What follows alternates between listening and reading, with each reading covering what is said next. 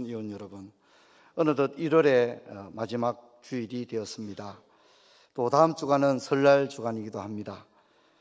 올겨울은 혹한과 같은 극심한 추위는 없습니다만 미세먼지가 또 우리의 건강을 위협하고 있습니다. 여러분들께서 건강하게 겨울을 잘 지나시기를 바라고, 주일 강단마다 창세기를 강론하고 있는데 오늘은 창세기 4장을 강론할 차례가 되었습니다. 잠시 기도하고 말씀을 전하겠습니다. 사랑하는 아버지, 오늘 또 저희들이 말씀 앞에 있습니다. 우리의 심령이 하나님의 말씀을 받기에 적합한 심령이 되도록 이 시간 은혜를 베풀어 주시옵소서. 말씀 앞에 겸손해지고 또 사모하는 마음을 주시옵소서. 이 시간 성령께서 우리의 심령을 높이 들어 올리셔서 천상의 영적 양식으로 배부를 수 있게 하시고, 이 말씀을 통하여 우리가 다시금 세상에 나가 승리하게 하옵소서. 주 예수 그리스도 이름으로 기도하옵나이다. 아멘. 에덴의 동쪽이라고 하는 존 스타인백의 소설이 있습니다. 미국의 대표적인 소설가고 분노의 포도라는 소설로 노벨 문학상을 받기도 했죠. 1952년에 존 스타인백이 에덴의 동쪽이라고 하는 소설을 내었는데, 원죄를 안고 살아가는 사람들의 모습, 하나님의 은혜가 우리 모두에게 필요하다는 사실을 아주 잘 그려낸 소설입니다. 이 소설이 또 우리가 잘 아는 대로 영화로도 나왔습니다.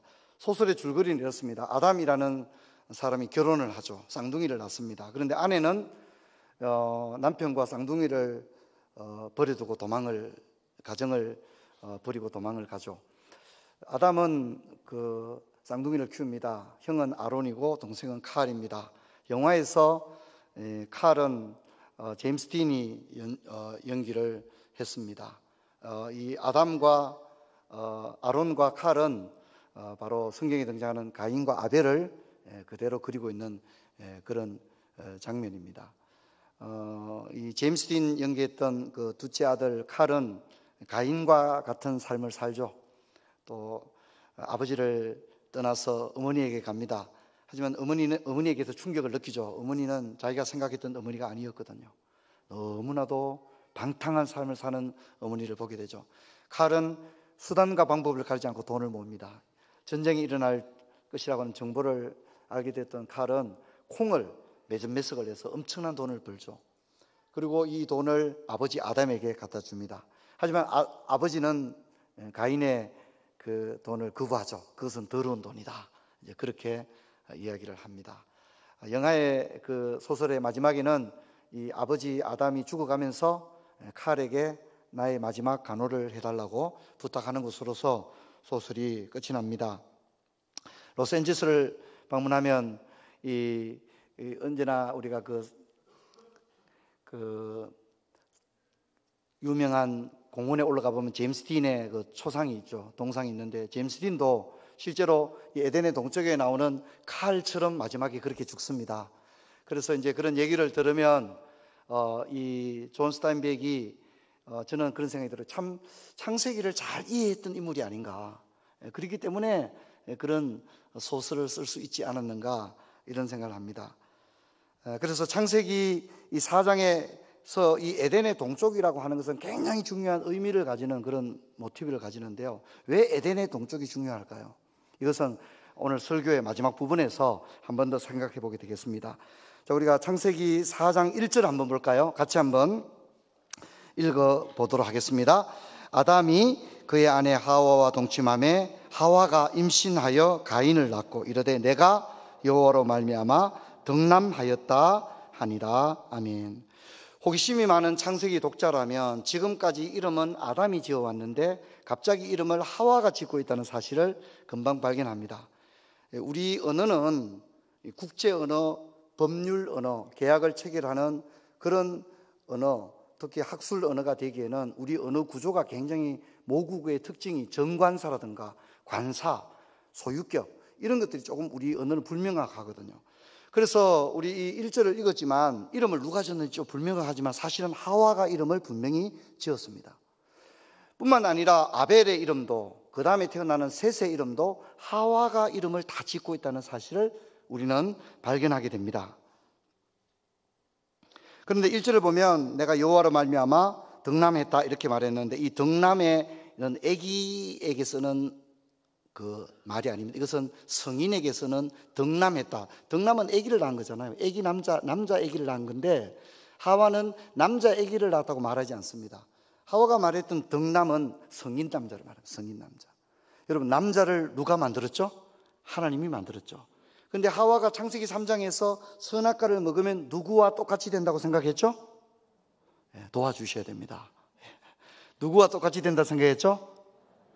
그래서 오늘 하와가 아들을 낳고 난 다음에 뭐라고 말하냐면, 이렇게 원문의 의미를 그대로 살리자면, 하나님, 나는 마침내 해냈습니다. 당신이 남자 아담을 만든 것처럼 나 또한 마침내 어떻게 해요? 남자를 낳았습니다. 이 말은 하나님께 감사합니다 이런 뉘앙스가 아니에요. 자신의 찬 하와의 모습을 보여주는 거예요. 자신의 찬. 물론 여호와로 말미암아라고 하는 부가적 표현이 덧붙여 있긴 하지만, 이것은 하와의 교만을 충분히 드러내는 용어로 우리는 그렇게 이해를 할 수가 있습니다. 여러분, 하와가 벌을 받죠. 선악과 사건에 벌을 받는데 하나님이 하와에게 뭐라 합니까? 하와가 여자가 남자를 원하나 남자가 너를 다스릴 것이라고 그랬죠. 그죠? 하지만 거기서 사실 대칭이 안 되잖아요. 너는 남자를 원하는데 너는 남자를 가지지 못하게 될 것이다 이렇게 말해야 억구가 맞죠. 그렇죠?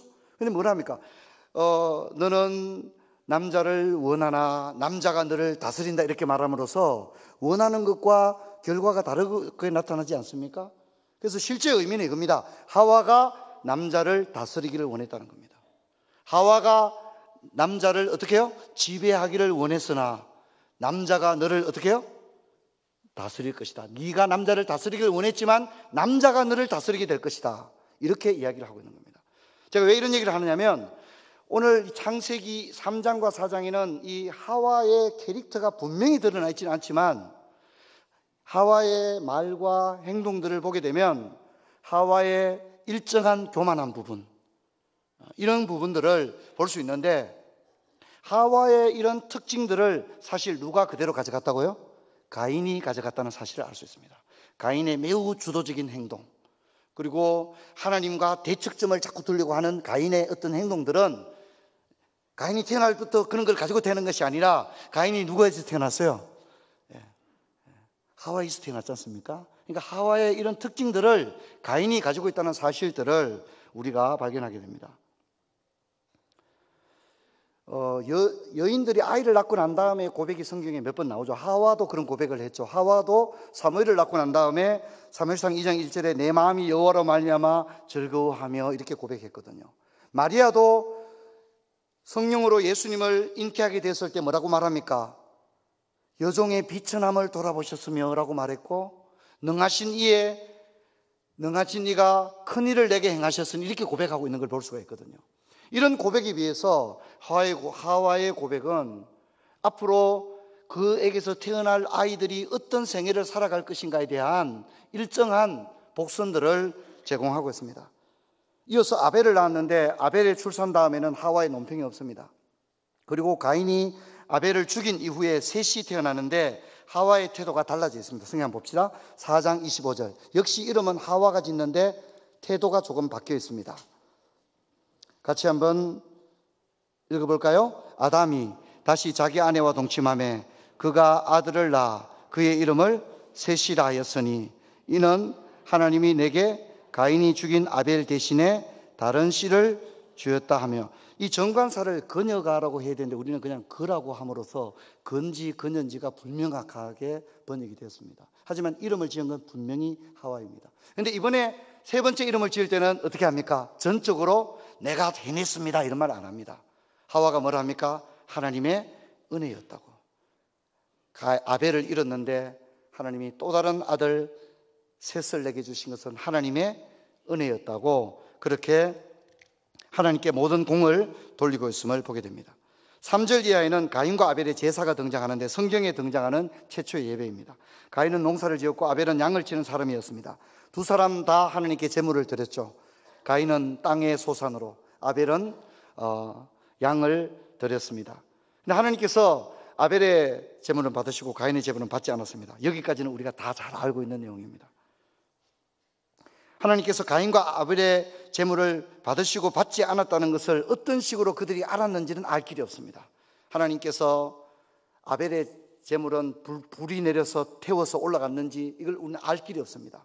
만약 그런 식으로 하나님께서 연합의 여부를 알게 하지 않았다면 분명히 제사를 드린 다음에 그의 농사 소출에서 답이 나왔을 것이다, 이렇게 추정합니다. 성경은 뭔지 말하고 있지 않지만 적어도 가인과 아벨은 누구의 제사를 하나님이 받으셨다는 사실을 분명히 알았던 것 같습니다. 그리고 이 사건으로 인해 성경은 매우 비극적인 살인사건을 우리에게 소개해 주고 있습니다. 가인이 아벨을 죽였습니다. 창세기 3장의 선악과 사건도 하나님의 말씀에 대한 사건이었습니다. 영적인 사건이었던 것처럼 창세기 4장의 살인사건도 결국은 예배를 드리는 일과 관계된 영적인 사건입니다. 3장에서는 부부 사이에서 이 사건이 일어났다면 4장에서는 형제 사이에서 일어나고요.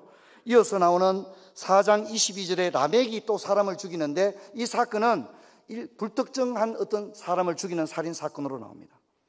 7배의 벌을 견딜 수 없다고 말했는 사람들은 이제 77배의 이런 7번의 벌을 견딜 수 없다고 이야기함으로써 세상의 죄가 엄청나게 관영해지고 있음을 창세기는 우리에게 말해주고 있습니다.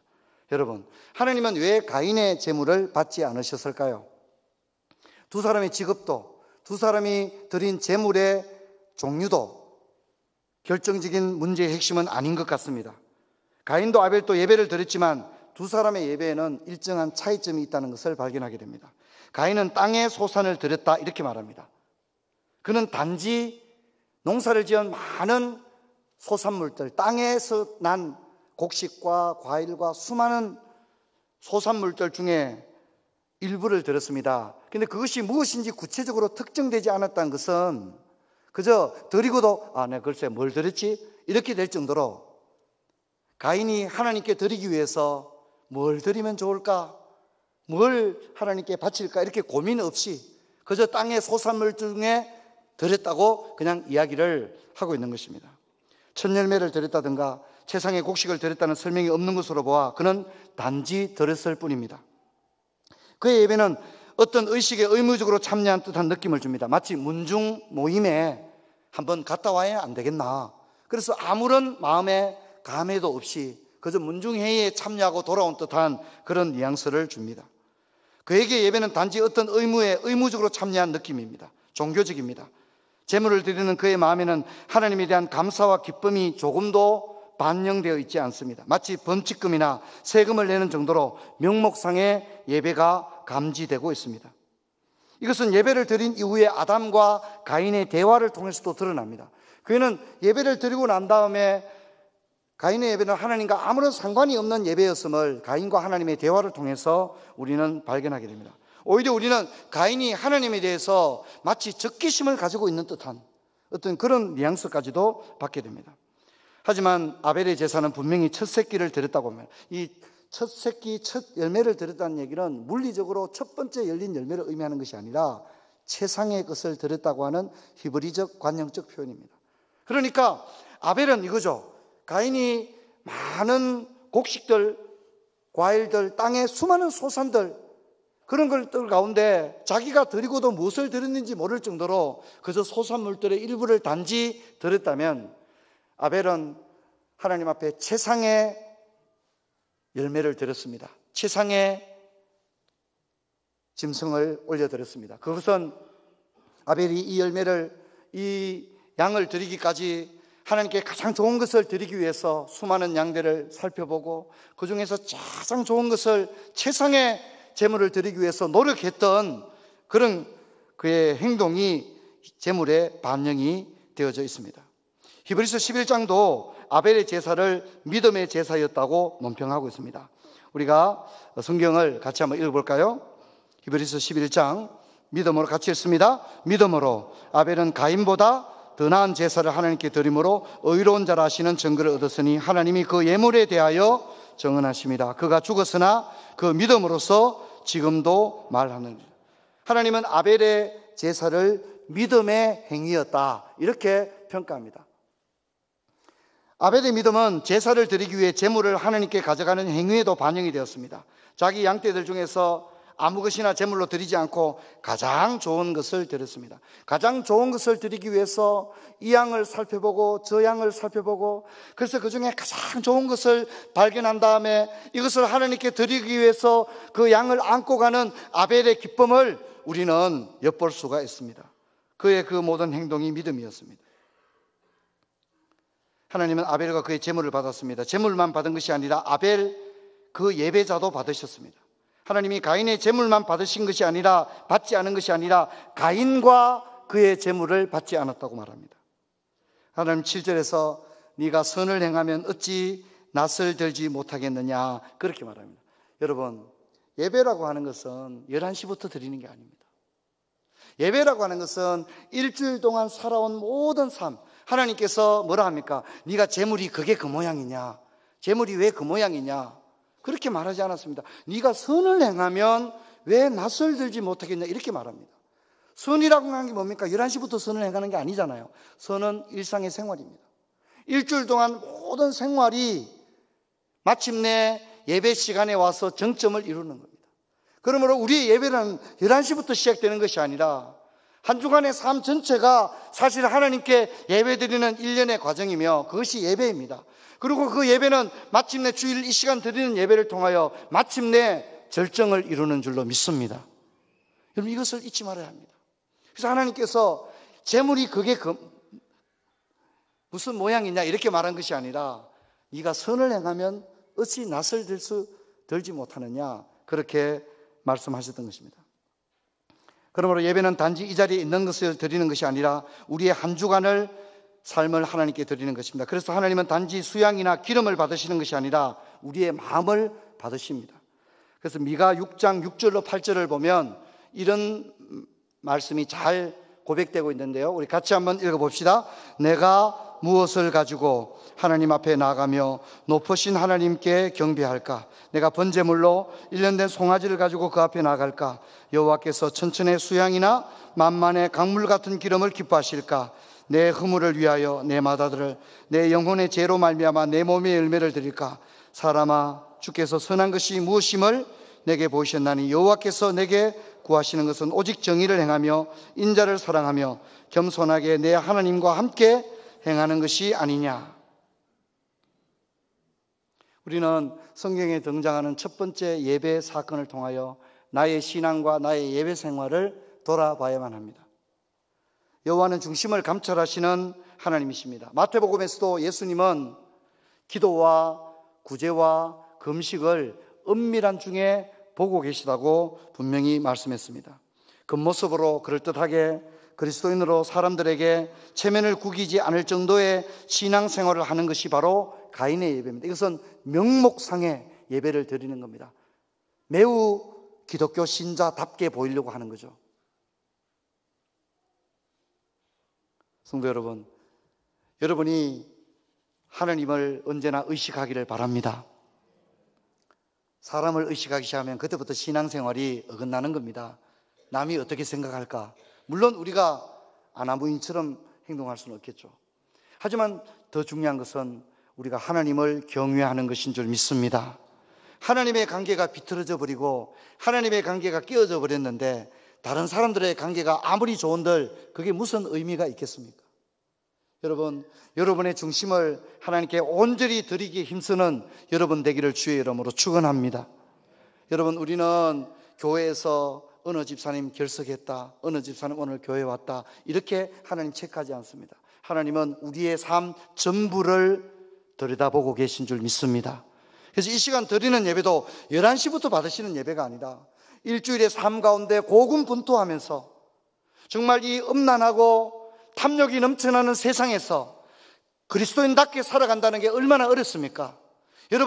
여러분이 그 순간들마다 말씀을 선택하고 하나님과 동행하기를 힘썼던 일상의 모든 삶들은 이미 그 모든 것이 예배인 줄로 믿습니다.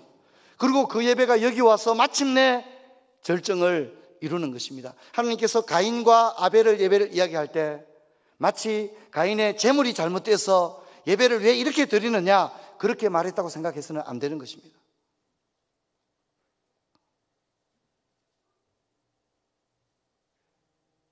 예배가 가인과 같은 사람이라면 일상에서도 하나님을 높였을까요? 그렇지 않을 것입니다. 여러분, 가인을 보면요, 가인이 여러분 불성실한 사람이 아닙니다. 가인이 성을 쌓았습니다. 또 가인의 자손들을 보면 굉장히 부지런합니다. 음악을 만들었고요, 그렇죠?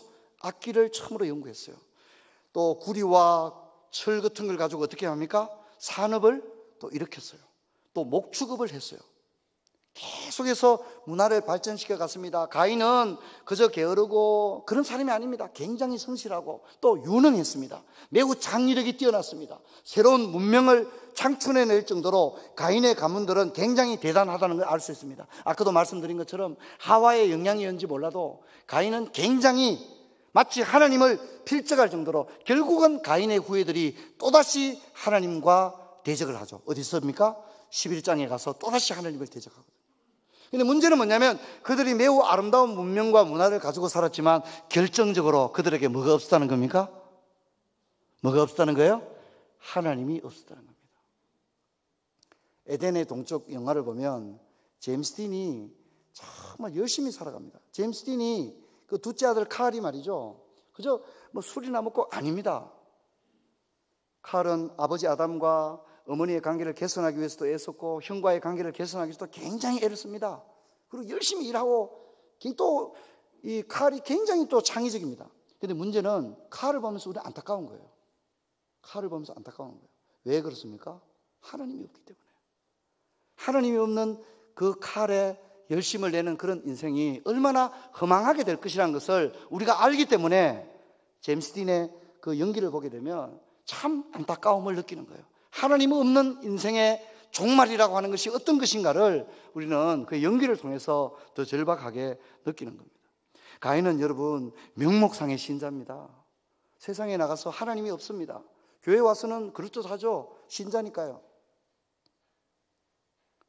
그래서 로마서 12장 1절과 2절은 우리들에게 이렇게 권면하고 있습니다. 우리 같이 한번 읽어보도록 하십시다. 그러므로 형제들아, 내가 하나님의 모든 자비하심으로 너희를 권하노니 너희 몸을 하나님이 기뻐하시는 거룩한 산 제물로 드리라. 이는 너희가 드릴 영적 예배니라. 너희는 이 세대를 본받지 말고 오직 마음을 새롭게 함으로 변화를 받아 하나님의 선하시고 기뻐하시고 온전한 뜻이 무엇인지 분별하도록 하라. 사랑하는 성도 여러분, 우리가 만일 이렇게 MRI나 엑스레이를 찍으면 우리 속이 나오잖아요. 그런 것처럼 만일 우리의 신앙을 그렇게 엑스레이처럼 찍을 수 있다면 여러분 중심에 분명하게 예배가 여러분의 중심에 자리 잡아 있기를 주의 이름으로 축원합니다. 우리의 신앙을 찍을 수 있어서 그렇게 찍었다면 중심에 분명하게 예배가 중심을 자리 잡고 있는 그런 생애가 되어야 할 것입니다. 가장 기초적이고 본질적인 부분에서 여러분의 신앙의 집을 탄탄하게 세우십시오. 예배가 삶의 중심에 있어야 됩니다. 예배의 순위가 돈이나 명예나 쾌락에 밀려나면 안 됩니다. 예배를 한 주간 삶의 중심에 두십시오.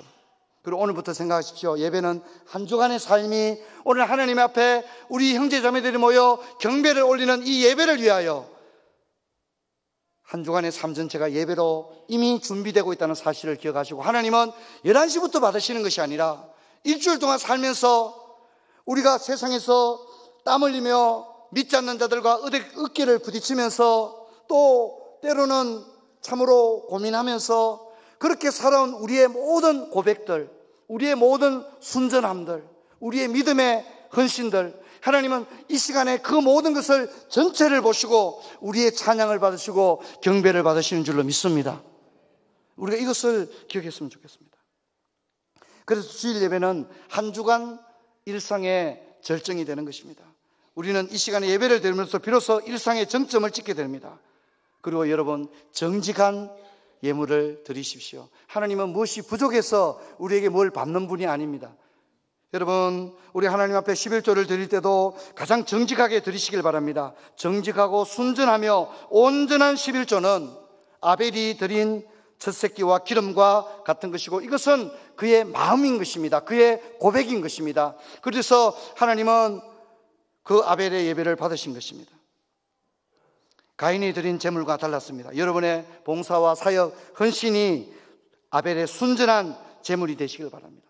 그리고 가정예배는 자녀들에게 전해줄 여러분의 가장 유일한 유산이 될 것입니다. 그리고 가정 예배를 드리는 가정은 무너지지 않습니다. 이보다 더 강력한 고백은 없습니다. 여러분, 다른 거 목사님 내가 아프리카에도 가서 뭐 하겠습니다. 여러분, 가정에서부터 먼저 하십시오. 예배, 삶의 중심에 뭐가 있어야 된다고요? 삶의 중심에 뭐가 있어야 된다고요? 예배가 분명히 있어야 됩니다. 일주일의 모든 삶은 이 한 시간의 예배를 위해서 절정을 이루기 위해서 달려오는 그런 삶과도 같은 것입니다. 하나님 앞에 정직을 11조를 통해서 하나님 앞에 드러내 주십시오. 여러분의 순전한 마음을 하나님 앞에 여러분의 모든 고백을 아벨이 가장 최상의 새끼 양을 하나님께 드리기 위해서 양을 드리기 위해서 애썼던 그 예배를 받으신 것처럼 여러분도 하나님 앞에 온전히 그렇게 올려드리시길 바랍니다. 그리고 오늘 제가 하와 얘기를 했습니다만 그리고 에덴의 동쪽에 그 아담의 가족에 대한 얘기를 했습니다만 가정이 얼마나 중요합니까? 여러분 일을 조금 적게 하고라도 가족과 더 많은 시간을 보내시길 바랍니다.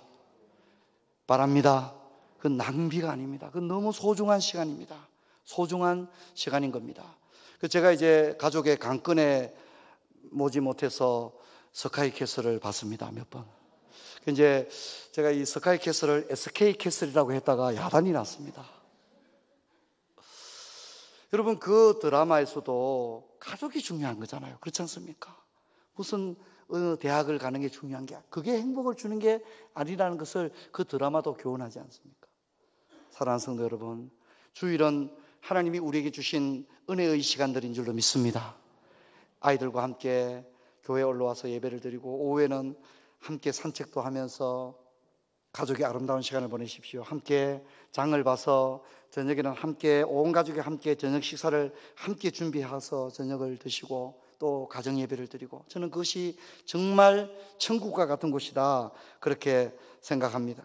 자신의 재물을 연락지 않으시는 하나님에 대해서 가인은 자신을 돌아보는 것에 실패합니다. 그는 자신의 재물을 연락지 않은 것에 대해서 자신에게는 문제가 없었는지를 성찰해야만 했습니다. 하지만 그에게는 그만한 믿음도 인격도 없었습니다. 5절에 가인은 몹시 화가 났다고 말합니다. 그리고 하나님은 이런 가인의 상태를 7절에 제가 문 앞에 엎드려 있다고 말합니다. 사랑하는 성도 여러분, 어떤 문제가 생겼을 때 자신을 돌아보고 남의 입장에서 생각하는 기능이 상실된다면 이 사람에게는 아무것도 기대할 것이 없습니다. 근데 가인이 그렇습니다. 어떤 문제가 생겼으면 자신을 돌아봐야 되는데 가인은 자신을 돌아보지를 못합니다. 그리고 오히려 하나님께 화를 냅니다. 동생을 죽입니다. 여러분, 형이 동생을 죽인 이 사건은 1급 살인 사건에 해당이 됩니다. 그리고 삶의 실패, 예배의 실패가 엄청난 사건을 일으켰습니다. 가인을 보십시오. 동생을 죽여놓고도 조금의 반성의 기미가 없습니다. 오히려 하나님 앞에 내가 동생이나 지킬 정도로 한가한 사람인 줄 아냐고 그렇게 하나님께 대들고 있습니다. 가인은 회개하지 않습니다. 13절에 보면 가인이 이렇게 말하죠. 가인이 여호와께 아뢰되 내 재벌이 지기에 너무 무거우니이다 이렇게 말하는 이건 회개가 아닙니다. 이건 연민입니다. 연민. 기껏 동생을 죽여놓고 사람을 죽여놓고 판사가 형량이 너무 높다고 힘들어합니다. 동생을 죽여놓고 난 다음에 며칠째 잠을 못 잤다고 그런 연민을 이야기하지 그건 연민이지 회개가 아닙니다.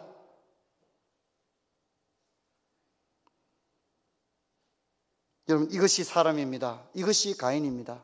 그리고 이것이 또한 저와 여러분입니다. 아벨의 죽음은 어쩌면 덧없는 죽음처럼 보입니다. 아무도 아벨의 억울함을 호소하는 사람이 없어 보이기 때문입니다. 하지만 10절을 보면 하나님은 땅이 내게 호소한다고 말합니다. 그리고 땅은 가인을 외면합니다. 여러분 땅이 가인을 외면하면 어떻게 되죠? 가인은 뭐 하는 사람이죠? 농사 짓는 사람입니다. 땅 없이는 살아갈 수 없는데 이제부터 땅이 누구를 외면한다고요? 가인을 외면한다고 얘기하는 겁니다.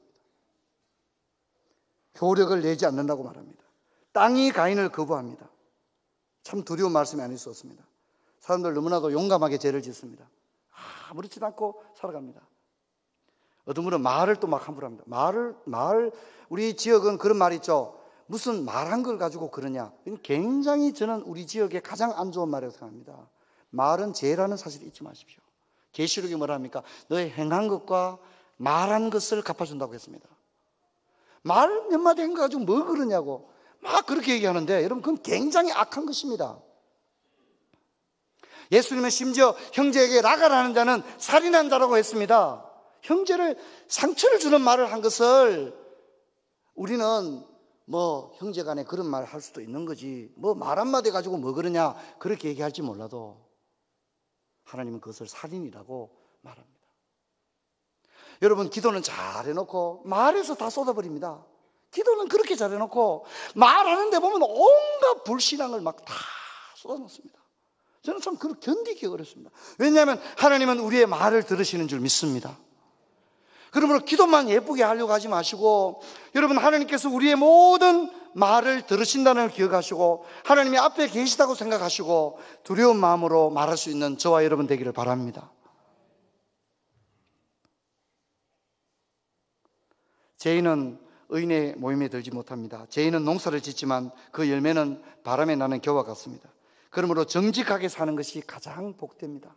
말씀대로 사는 것이 가장 복된 줄로 믿습니다. 어떤 분은 말씀대로 살면 손해다 이렇게 생각할지 모르지만 말씀대로 사는 게 가장 복되다는 걸 잊지 말아야 합니다. 오늘 우리가 읽은 대로 16절에서 가인은 에덴의 동쪽에 살게 됩니다. 에덴의 동쪽. 에덴의 동쪽은 어떤 땅입니까? 성경 한번 볼까요? 3장 24절 한번 찾아봅시다.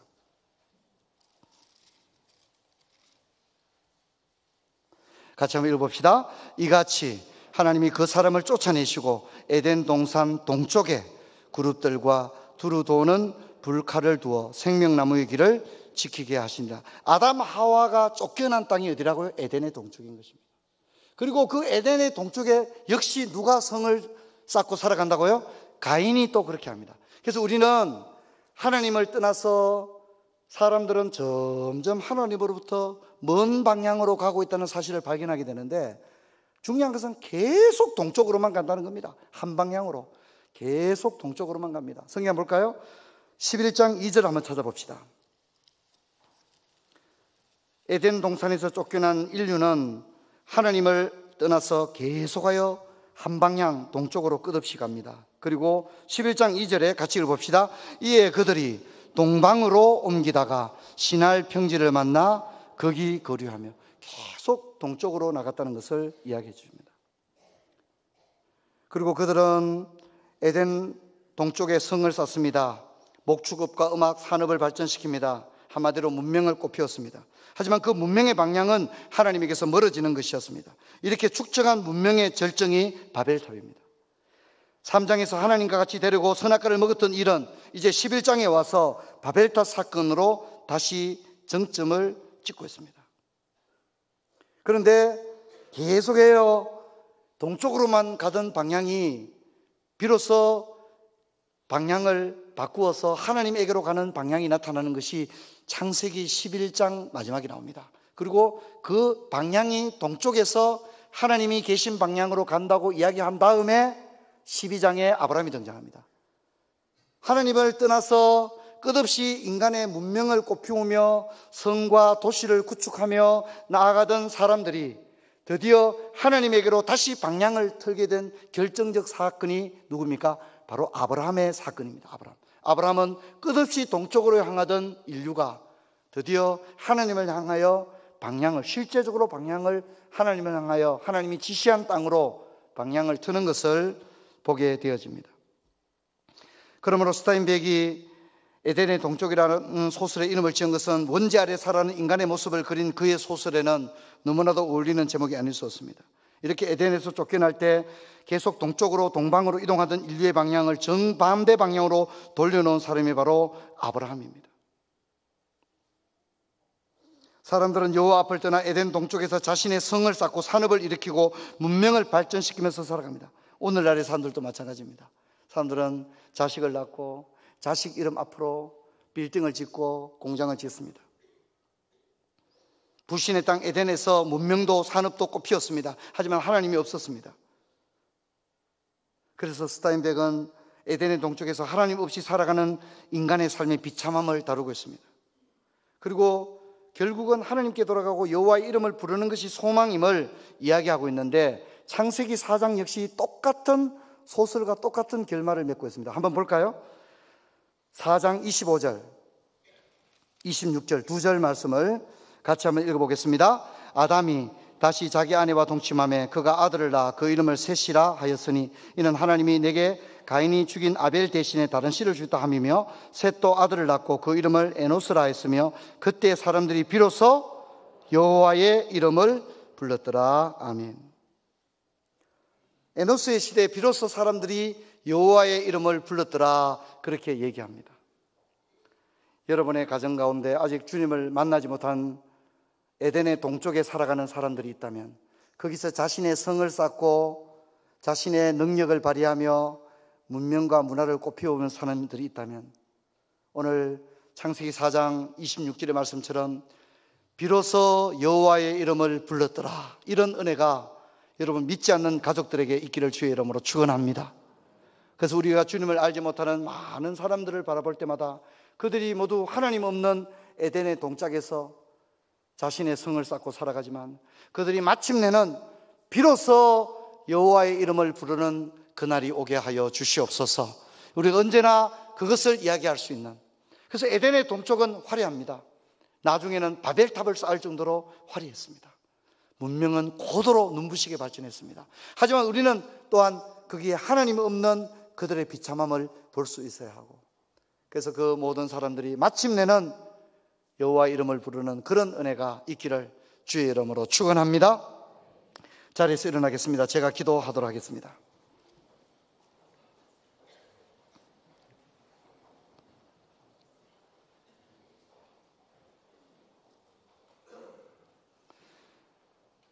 하나님 아버지, 오늘 가인과 아벨의 예배를 살펴보면서 우리의 예배를 다시금 돌아보았습니다. 혹시 우리가 가인과 같이 살고 있다면 에덴의 동쪽에 성을 쌓을 것이 아니라 여호와의 이름을 부르며 하나님의 은혜를 향해 나가기를 원합니다. 지금 에덴의 동쪽에서 하나님을 떠나 살아가는 나의 가족들이 있다면 그들도 하나님께 돌아와 비로소 여호와의 이름을 불렀더라 하는 그날이 오게 하여 주시옵소서.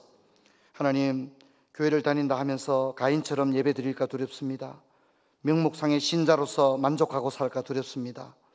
중심을 받으시는 하나님을 오늘 기억하면서 일주일의 삶 전체가 찬송이 되고 예배가 될 수 있도록 도와주시옵소서. 그래서 그 삶을 살아내고 주일날 가족들과 함께 올라온 이 자리가 하나님께서 받으시는 아벨의 기뻐 받으시는 믿음의 예배가 되게 하여 주옵소서. 주 예수 그리스도 이름으로 기도하옵나이다. 아멘.